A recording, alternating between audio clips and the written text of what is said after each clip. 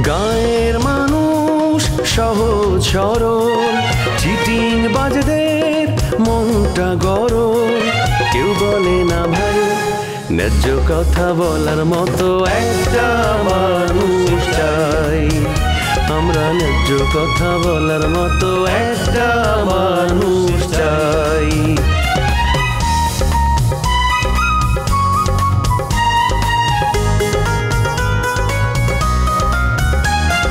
সৎ মানুষের ভাঙ্গা বাড়ি, ধান্দা বাজরা নেয় যে কাড়ি। কেমন নিয়ম ভাই, উচিত কথা বলার মতো একটা মানুষ নাই। উচিত কথা বলার মতো একটা মানুষ নাই।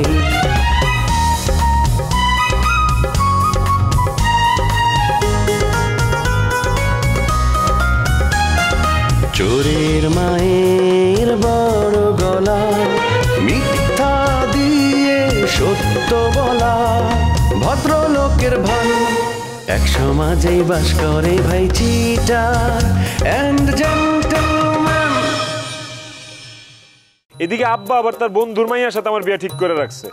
দেখো দুলা ভাই, যে মেয়েটার আমি পছন্দ করতে পারি না, দুই চোখে দেখতে পারি না, সেই মেয়েটা নাকি আমার বিয়ে করতে হবে। কথাটা কেমন কত? নির্বাচন আর করুন না, শুধু শুধু টাকা নষ্ট করে কোনো লাভ নাই। আপনার সাথে আমি একমত স্যার। আপনি কি কারণে টাকা নষ্ট করবেন? হ্যাঁ, আপনার কপালে কিন্তু পাস নাই, বুঝছেন? আমি চা না খায়া পারুলরে 1000 টাকা দিব। এখন আপনার হেন থেকে যান, লাগেন হাবলুরও যায় কোন চা বানাইতে। এখানে কি মিয়া পারুলের, এখানে কি হাবলু আছে না? আপনি আসলেও কোনো সমস্যা হতো না। আপনার শালিকা খুবই শক্ত মনের মানুষ। মোটেও না, আমি খুব নরম মনের মানুষ, পুরো এলাকাবাসী জানে। আর দুলা ভাই, আপনি বরং তারে পুরো এলাকাটা ঘুরে দেখান, আমি বাড়িতে যাই, বাড়িতে অনেক কাজ আছে। নাফিজা, নাফিজা, আমি মরে যাবো, আমি মরে যাবো। আমি এই পৃথিবীতে আর থাকতে চাই না। তুমি ছাড়া এই পৃথিবীতে তাইকে আবার কি লাভ? নাফিজা, তুমি ওই পোলারে খবর দাও যে তুমি ওরে বিয়ে করবে না। চলো নাফিজা, আমরা কাজী অফিসে যাই, আমরা বিয়ে করে ফেলাই। রোমিও, তুই হাগল হয়ে গেছো। আর ভাই বেড়াদার কেউ আর মানতো না। ব্যাকে মিলি আর বিয়াটা ঠিক করছে। আর হাসপুট এম্বাসিতে জমা দেন হয়ে গেছে। 15 দিনের মধ্যে ব্যাগ হয়ে যাইব, হোলাই গাই পড়বো, বিয়া করে লই যাইব। অনার কিছু সম্ভব না রোমিও। নাফিজা চলো, আমি তোমার বাড়িতে যাব। সবাই রাতে পায়ে দইরা কমো আমি আর নাফিজা বিয়ে কইরা ফেলাইছি। নাফিজা প্রেগনেন্ট। চলো আমি যাই, চলো। এখন কি আর হাগলের মতো? এখন এইসব কথা কই কোনো লাভ হইতো না। আই তো কইছি, অন এইসব কথা কই লাভ হইতো না। আই তো ওটা ভালোবাসতাম, এটা ঠিক। এখন আই কিনতাম কত অনলাইন ব্যাগ কিছু একটু হয়ে গেছে।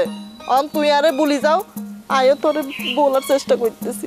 তুমি পারতে পারো না ভিজা, তুমি কঠিন হৃদয়ের মানুষ, কিন্তু এই রোমিও চট হৃদয়ের মানুষ। রোমিওর দ্বারা সম্ভব না বুঝলা যাইতে। আমি কই একটা বিষের কোটে রাখছিলাম, আমি বিষ খেয়ে মইরা যাবো। বিষের কোটা আছে তোমার বাড়িতে, আইনা দাও খেয়ে। রোমিও পাগলামি করবে না। আই তো বলছি আই ভুল করছি, এটা লাই আই তোমার কাছে ক্ষমাও চাইছি। তুই যদি আরে হাসা হাসা ভালোবাসি থাকো, তাহলে তুই আরে ভুলি যাইতে হারবা। আর কথা হুনুনের লাই, আর সুখের লাই। আর একটা কথা মনে রাখবা, আই চলি যাইলে তুই কিন্তু সুইসাইড করবা না। না ভিজা, তুমি তো আমার কথার জালে আটকে ফেলাইলা। দেখো চোখের মধ্যে পানি চলে আসছে। আচ্ছা, তুমি যেহেতু কইছো বুঝলা গেলাম, তোমার মায়া আমি চাইরা দিলাম। আর তুমি যেহেতু রিকোয়েস্ট করছো, আমি সুইসাইড করব না, আমি বাইসা থাকুম। না ভিজা, তোমার ছবি বুকের মধ্যে নিয়া আমি আজীবন বাইসা থাকুম। তুমি সুখী হও, তুমি বিয়ে কইরা কানাডা চলে যাও, পোলাপান নিয়ে সুখের সংসার করো। আমি বাইসা থাকুম তোমার ছবি নিয়ে। না ভিজা, ভালো থাকো, সুখে থাকো। না ভিজা। রোমিও তো আরে হাসা হাসা অনেক ভালোবাসে। রোমিও, রোমিও উনি যাও। শিউলি, কি শুনলাম এসব? কি শুনছেন? তোমার নাকি ঢাকা থেকে ছেলে দেখতে আসছে। এই তথ্য আপনারা কে দিল? কে জানাইলো সেটা বড় কথা না, বড় কথা হইলো ঘটনা সত্য কিনা। ঘটনা সত্য? কিন্তু আপনার সঙ্গে দাঁড়ায় আমি কথা বলতেছি, আমার আত্মীয় স্বজন দেখলে সন্দেহ করব। আপনি চলে যান। যেইখানে আমি বিবাহ করতে রাজি সেইখানে অন্য ছেলে দেখার কি প্রয়োজন? আপনি তো অন্য একজনের সাথে বাধা আছেন। আমি একজন মেয়ে হয়ে একজন মেয়ে সর্বনাশ তো করতে পারি না। আপনার আব্বাই তো আপনার বিয়ে ঠিক করে ফেলছে, সেখানে আমি কেন ঝামেলা করতে যাব? আরে আজব তো, আব্বা মেয়ে ঠিক করলেই হবে? আব্বা যেখানে ঠিক করবে সেখানে তো আমি বিয়ে করবো না। বারে, কেন বিয়ে করবেন না? ওই মেয়ে তো আপনার বান্ধবী, তাই নিয়ে আপনি লং ড্রাইভে গেছেন, সময় পার করছেন, এখন তার আপনি বিয়ে করবেন না? শুনছি যার সাথে আপনার বিয়ে ঠিক হয়েছে সে নাকি আপনার চাইতেও ধনী। এখন তার আপনি বিয়ে না করলে তো সে মেয়ে আপনার ছাইড়া দিবে না। শোনো শিউলি, আব্বা তোমার অনেক কথা বানায় চানায় বলছে, এগুলো কিচ্ছু সত্যি না। ওই মেয়ের সাথে লং ড্রাইভ তো দূরের কথা, আমি এক কাপ কফিও খাই নাই। আরে রাখো তুমি কফি, এক গ্লাস পানিও তো খাইনি ওই মেয়ের সাথে আমি। প্লিজ আপনি এখন চলে যান, আপনার সঙ্গে আমি বেশিক্ষণ কথা বলতে পারবো না। একটু পর আমার দেখতে আসবো। ঠিক আছে, যাইতেছি, কিন্তু তোমার আমি বলে রাখি, তুমি কোনোভাবে ওদের সাথে কথাবার্তা ফাইনাল করবে না। তোমার যদি পাত্র পছন্দ হয় তুমি বলবে না আমার পছন্দ হয়নি। দেখেন রবি, পাগলামি করবেন না। আমার যে দেখতে আসছে সে অনেক ভালো ছেলে, ইউনিভার্সিটির লেকচারার। তাছাড়া আমার শিক্ষিত ছেলে অনেক পছন্দ। আমার তোমার বিশ্বাস হয় নাই? আমি যে লেখাপড়া করা ছেলে, একটা হায়ার এডুকেটেড ছেলে, কি বিশ্বাস করো না তুমি আমার? না আমি যাই তাইলে সার্টিফিকেট নিয়ে এসে তোমার দেখাই। শুনো শিউলি, তোমারে যদি আমি না পাই তাইলে কিন্তু তোমার সামনে আমি আমার সার্টিফিকেট সব পুরো ফেলাবো। দেখেন রবি, আপনি প্লিজ আমার আর যন্ত্রণা দিয়েন না। একটা সময় আপনার এই পাগলামিগুলো আমার খুব ভালো লাগতো, মনে মনে আপনার আমি চিন্তাও করতাম, কিন্তু আপনার আব্বার কথা আপনার থেকে আমি দূরে সরতে বাধ্য হয়েছি।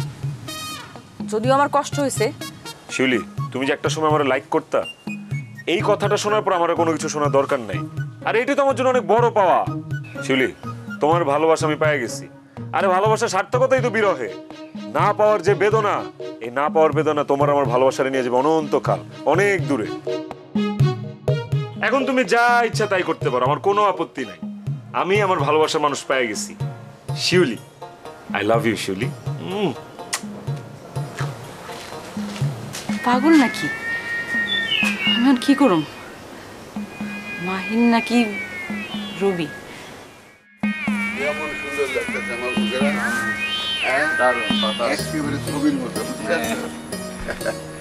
আমাকে এই গ্রামে নাই না কোনো রিক্সা কিংবা ভ্যানে চড়ে তুমি যদি কও রাজা চেয়ারম্যানের বাড়িতে যাবো, ডাইরেক্ট নিয়ে আইবো। আরে সবাই তার চেনে, খুব ভালো মানুষ। এই রিসোর্ট দেখো না, এই পুরা রিসোর্ট আমগো বাড়িটা খাওয়ানোর লেগে এক পায়ে খারাপ। খালি রাজার দুই বোন, মানে আমার শালি শিউলি আর কুসুম, দুর্দান্ত সাহসী। একও সাহসের লেগে আমগো বাড়িটা রিসোর্টের মালিক দখল করতে পারে নাই। তাই তো দেখতেছি, মানে 3 দিকে তো রিসোর্টের জমি, মাঝখানে এই বাড়িটা। অন্য কোনো শিল্পপতি হলে তো নিয়ে যেত। হ্যাঁ, সাপে জামলে ব্যাং খায়। অন্য শিল্পপতি হইলে আমগো বাড়ি ব্যাঙ্গের মতো গিলা খাইতো। রিসোর্টের মালিক যে আমগো বাড়ি দখল করার কত চেষ্টা করছিল, বাড়ির সামনে বেড়া দিছিল, 9 ফুট ওয়াল তুলতে ধরছিল, পারে নাই।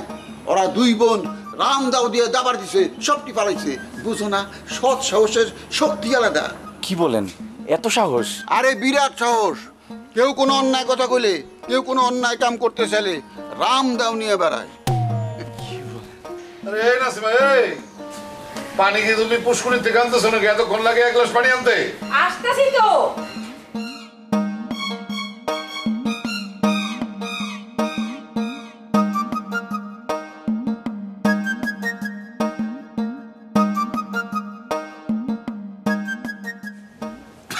আচ্ছা, বাসার থেকে যে 2 দিন ধরে ইংরেজের কোনো খবর নাই, ব্যাপারটা তুমি জানো?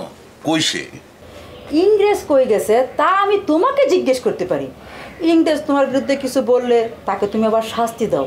এখন তো আমার সন্দেহ হচ্ছে সেরকম কিছু হয় নাই তো। এই এই লদর মা, একদম বাজে কথা বলবা না। মুখ সামলা সাবধানে হিসাব করে কথা বলবা। আরে ইংরেজ হইতেছে আমার আপনা ভাই না, আমার আপনা লোক, আর তুমি তারা নিয়ে আজে বাজে কথা বলো? এত বড় সাহস তোমার? তোমার আপনা লোক না, তোমার কাছে আপন পর আছে নাকি? হ্যাঁ, যে বাবা কিনা তার নিজের মেয়ের সংসার নষ্ট করতে পারে, আর সে তো ভাগি না। নিজের ঘরে এরকম একটা মানুষের সাথে এরকম একটা শত্রু রেখা আমি যে কেমনে সংসার করতেছি একমাত্র আল্লাহ মাহবুব জানে। আপনার কথা মতো অত্র এলাকার প্রত্যেকটা জায়গায় আমি খোঁজ নিছি, কিন্তু কোথাও আমি ইংরেজ ভাইদের খুঁজে পাইনি, এবং সবাই যে জিজ্ঞাসা করছি কেউ তার সংবাদও দিতে পারে নাই। রাজার বাড়িতে খোঁজ নিছো? কি কোন ম্যাডাম, রাজার বাড়িতে খোঁজ নিছি মানে? সবার আগে তো তার বাড়িতে গেছি, কিন্তু সেখানে তো ইংরেজ ভাই নাই। তাছাড়া এইবার যারা ইলেকশন করতেছে প্রত্যেক ক্যান্ডিডেটের বাড়ি বাড়ি আমি গেছি, কিন্তু কোথাও ইংরেজ ভাইরে আমি খুঁজে পাইলাম না। খোঁজ কি হবি? হ্যাঁ, তুই তো আমার চিন্তায় ফেলাই দিলি। তাহলে আমার ইংরেজরা কেউ গুমঠুম করে নাই তো? সর্বনাশা কথা। তাহলে এক কাজ করো, থানায় গিয়ে জিডি করো। না, জিডি করলে কি হবো? পুলিশ আমার জেরে করা শুরু করবো, আমি থানা যেতে পারবো না।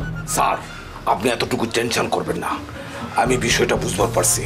ইংরেজ ভাই আপনাকে বিপদে ফেলানোর জন্য গা ঢাকা দিছে, আর যারা আপনার শত্রু তাদের পক্ষ নিয়ে কাম করতেছে। খবির, ইংরেজ তার মামার বিরুদ্ধে যাবে না। আজে বাজে কথা বলে বিষয়টাকে হালকা করবো না। যদি পারো ভালো করে খুঁজে দেখো। খবিরের উপরে গরম দেখে লাভ নাই। ইংরেজ আমার বাড়িতে থাকে, আমার সাথে থাকে, এটা সত্য, কিন্তু সে আমার কোনো কথা শোনে না। সে তার মামির কথায় উঠবস করে। কাজেই মানে ইংরেজে তার মামির বুদ্ধি পরামর্শে কিছু করতেছে কিনা সেটাও একটু খোঁজ নেওয়া দেখা দরকার। স্যার, আপনি ঠিক কথা বলছেন, 100% রাইট কথা স্যার। আমি বহুবার দেখছি, হাতে নাতে প্রমাণ পাইছি স্যার। ওই ইংরেজ ভাই আপনার চেয়ে ম্যাডামের কথায় বেশি উঠবোস করে। কবির, তোমার কথা শুনে মনে হইতেছে যে আমি ইংরেজে বলছি লুকায় থাকার জন্য, যাতে করে তার মামা বিপদে পড়ে, তাই তো? হ্যাঁ, এটাই কথা। এই কবির, তুই আরো চারপাশে ভালো করে খোঁজ কর, আর পরের বিষয় আমি পরে দেখতেছি। ঠিক আছে স্যার, আমি এক্ষুনি যাইতেছি। সালাম। ওয়ালাইকুম। তুমি লাঠিয়ালের সামনে আমার অপমান করছো না, আমি আর প্রতিশোধ নিয়েই ছাড়বো। নিবাই তো, প্রতিশোধে তো নিবা। এখন আমি ভালো হয়ে গেছি না? হ্যাঁ, ভালো না হইলে এই কথা কওয়ার আগে ঠ্যাং ভেঙে হাতে ধরাই দিতাম। আর আমি মনে হয় পয়সা থাকবো, হ্যাঁ, আমি আর জবাব দিবই দিব। ফালতু জানি কোথাকার। আমি তোর তালাক দেবো, তালাক দিয়ে আবার নিকা করুম আমি। রোমিও কোনায় যাও, হুনি যাও।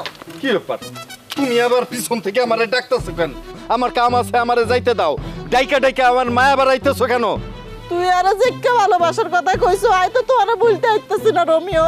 বলতে না পারলে আমি করব কি?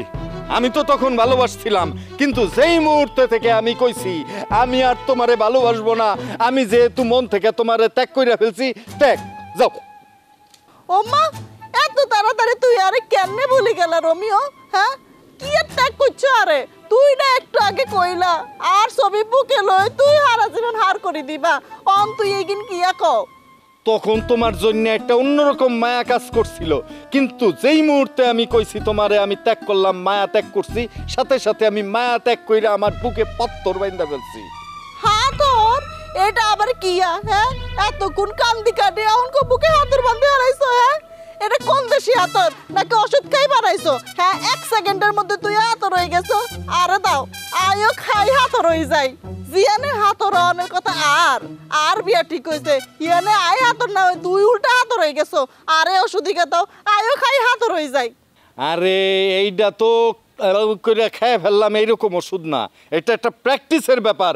এই প্র্যাকটিসের গুণেই আজকে রোমিও চাইলেই যখন তখন পাথর হয়ে যাইতে পারে, রোমিও চাইলে যখন তখন হাওয়া হয়ে যাইতে পারে, যখন তখন পানি হয়ে যাইতে পারে, এই ক্ষমতা এই রোমিওর আছে।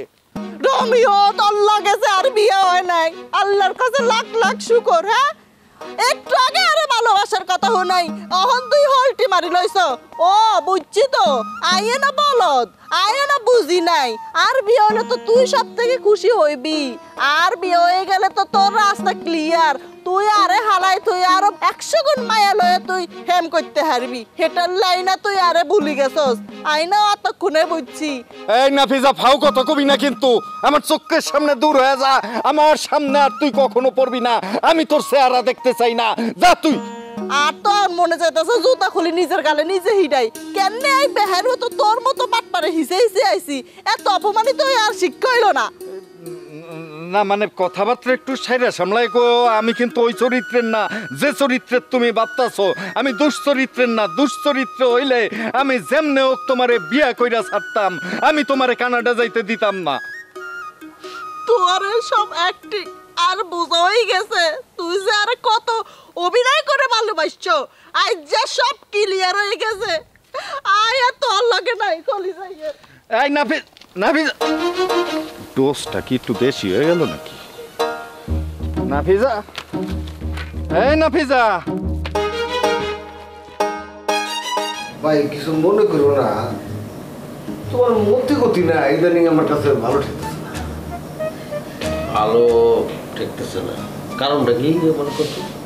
কিন্তু জামাই সাহেব একটু মাস ধরে দুটো ঘুরে ফেলছে, একটু ঘন্টার জন্য তুমি তার হাতে দেখা করলে না, মানে ব্যবসা নিয়ে তোমার মাথার মধ্যে আর কিছু নাই, এই জন্য না এই আমার কাছে ভালো লাগতেছে না।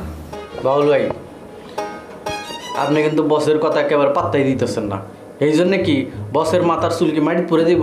হ্যাঁ, বসে আপনার ভাই হিসাবে পাত্তা দেয়, আর আপনি তাই বলে তার মাথার উপরে বান্দরের মতো নাচবেন ওইটা? যোগ্য ভাল লাগছে।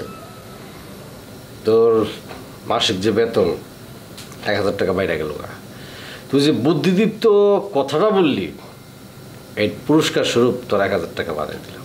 থ্যাংক ইউ বস, আপনি মহান, আপনার অসীম দয়া, আপনার তুলনা শুধু আপনি আর কেউ না। বাবা রে বাবা, সিনেমা নাটকে মেলা চান্স আমি দেখছি গেতা, তোর মতো এরকম খাস চান্স আমি কোনোদিন দেখি নাই। চামচামি করতেছ তো কর, বাইরের হাতে চামচামি কর, তারপর তখন বিপদে পড়বি না, ব্যাগ কিন্তু খুঁজে পাবি না, আমার কাছে আসবি না, নাচতে দিয়ে 100 দূরে তো ফাটা দেবো। ল্যাংরা ঠ্যাংদার কদ্দুর দিবেন নয়। আচ্ছা ভালো কথা, তোরা আমার সামনে থেকে যা তো, আমার নতুন মেহমানের পূজা।